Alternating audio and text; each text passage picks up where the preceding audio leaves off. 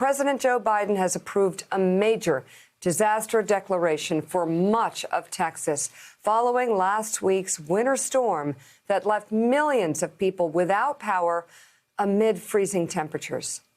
Governor Greg Abbott yesterday said that electricity should soon be fully restored across the state and that grocery stores will be restocked now that road conditions are safe for deliveries. But this morning, millions of Texans still don't have access to safe or drinkable water. The governor says that so far nearly 3.5 million bottles of water have been distributed across the state. Last week's major winter storm caused dozens of deaths in Texas.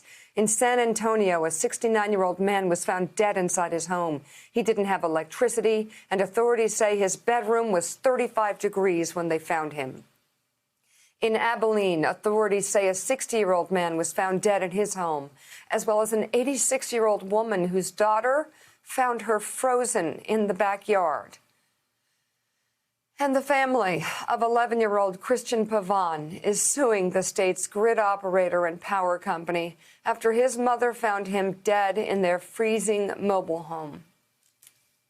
The boy is believed to have died due to hypothermia after his family's home lost power. What country is this? Victoria, what country is this? Victoria, this is third world. These are headlines from third world countries. What is wrong with Texas? I mean, 3.5 million people don't have drinking water right now in Texas. 11-year-olds freezing to death inside their own homes.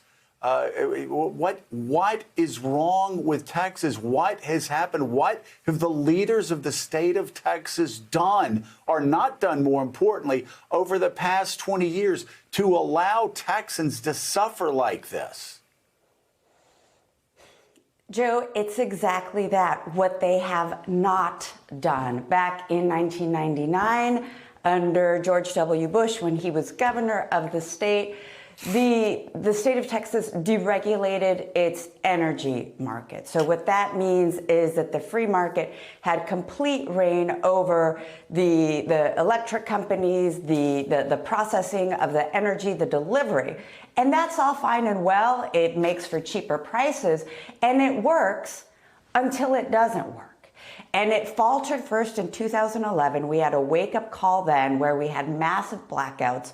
And then we see the tragedy of last week. This time last week, Joe, this house was dark. This room was dark. I woke up to a freezing house myself, along with millions of other Texans. And what is so frustrating, what angers me so much, is that this could have been averted. And it was a perfect storm. It was a perfect storm in terms of we had deregulated.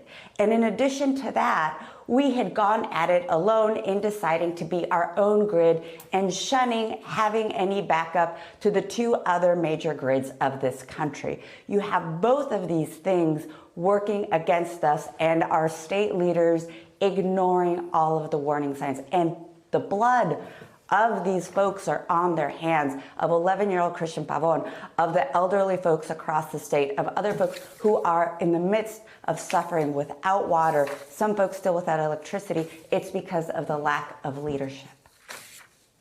Well, speaking of leadership, Ted Cruz, when his house was freezing, just like the people who died, a woman who was found in her backyard, the man who was found in his house, the little boy who died in his home, Ted Cruz left his freezing house and went to Cancun. And now the senator is seemingly in damage control mode after rushing back and posting photos over the weekend of himself loading water into Texans' cars with the hashtag Texas Strong. Are you kidding me? Many online criticized the move as simply a photo op. Obviously it is. He wasn't planning on being there. He was going to be on the beach with his family, with some pointing out that the senator broke quarantine protocol after traveling international. Meanwhile, Congresswoman Alexandria Ocasio-Cortez from New York and Beto O'Rourke, who currently does not even hold public office in Texas, amassed about $5 million in total so far to help struggling Texans. Hey, thanks so much for watching our YouTube channel. You can follow up on today's top stories and breaking news or catch up on your favorite MSNBC shows all in one place. Download the NBC News app today.